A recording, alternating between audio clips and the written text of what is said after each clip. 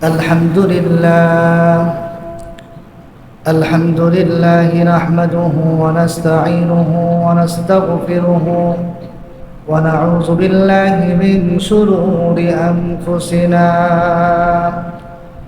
ومن سيئات أعمالنا من يهد الله فلا مضل له ومن يضلله فلا هادي له ونشهد أن لا إله إلا الله وحده لا شريك له ونشهد أن سيدنا وحبيبنا ومولانا محمدا عبده ورسوله أرسله بالحق بشيرا ونذيرا وداعيا إلى الله بإذنه وسراجا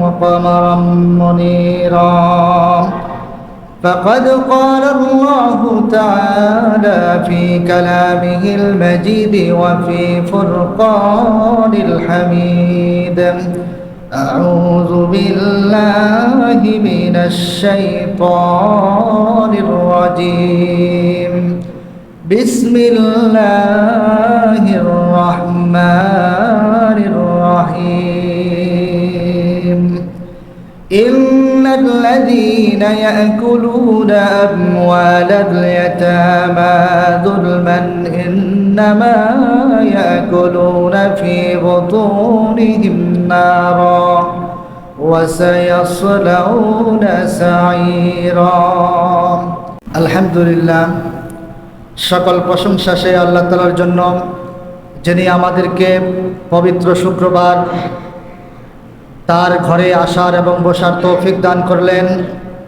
এজন্য আমরা শুকরিয়া আদায় করি, সকলে বলি আলহামদুলিল্লাহ। লক্ষ কোটি দরুদ সালাম পেশ করি বিশ্ব মানবতার মুক্তির দিশারি জনাবি মুহাম্মদুর রাসূলুল্লাহ সাল্লাল্লাহু আলাইহি ওয়াসাল্লামের প্রতি আমরা সংক্ষিপ্ত আকারে দরুদ সালাম পেশ করি, সকলে বলি সাল্লাল্লাহু আলাইহি ওয়াসাল্লাম। আপনারা ভালো আছেন তো? আলহামদুলিল্লাহ। আমরা গত প্রায় 3 জুমা ধরে একটি আয়াতের উপরে আলোচনা করতেছি, তারই ধারাবাহিকতায় আজকে আমরা আলোচনা করব ইনশাআল্লাহ। আপনাদের মনে আছে মানুষ যে কোনো একটা সময়ে যে কোনো একটা বিষয় শুধুমাত্র একটা কাজ করার কারণে তার জীবনের সংকীর্ণতায় পড়ে যায়। আমি এটাও বলেছিলাম যে দুনিয়াতে একটা মানুষ নেক কাজ করবে, আমল করবে, নামাজ পড়বে, হজ করবে, যাকাত করবে, কিন্তু তারপরেও এই মানুষটা কাল কিয়ামতের দিন অসহায় হয়ে যাবে। মনে আছে তো?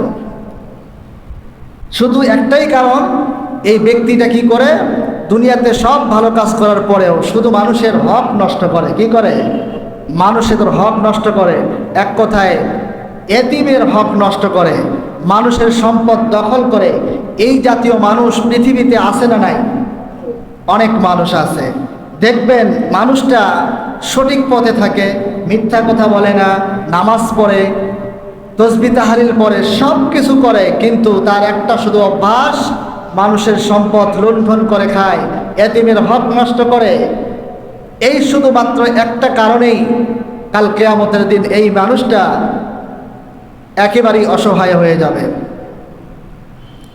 দুনিয়াতে ওই মানুষটা নেকি কামাই করে, সঠিক পথে থাকার পরেও তাকে জাহান্নামে যেতে হবে, কারণ সে দুনিয়াতে মানুষের হক নষ্ট করেছে, এতিমের সম্পদ, মানুষের সম্পদ সে নষ্ট করেছে।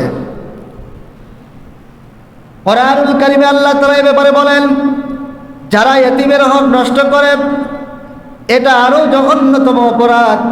শুধু সাধারণ মানুষের হক নষ্ট করলেই হবে না, কিছু কিছু মানুষ আছে এতিমদের হক নষ্ট করে। এ ব্যাপারে আল্লাহ তাআলা বলেন, ইন্নাল্লাযীনা ইয়াকুলুনা আমওয়ালাল ইয়াতামা যুলমান ইন্নামা ইয়াকুলুনা ফি বুতুনিহিম নার। আল্লাহ তাআলা বলেন, নিশ্চয় যারা ইয়াতীমের সম্পদ অন্যায়ভাবে সম্পদ দখল করে, ইয়াতীমের সম্পদ অন্যায়ভাবে ভক্ষণ করে, সে কেমন যেন আগুনের দ্বারা তৈরি পেটকে ভরপুর করে নেয়। সে যেন কেমন জানি হয়ে যায়। এই মানুষটা সে কেমন যেন আগুনের দ্বারা তার পেটটাকে ভরপুর করে নেয়।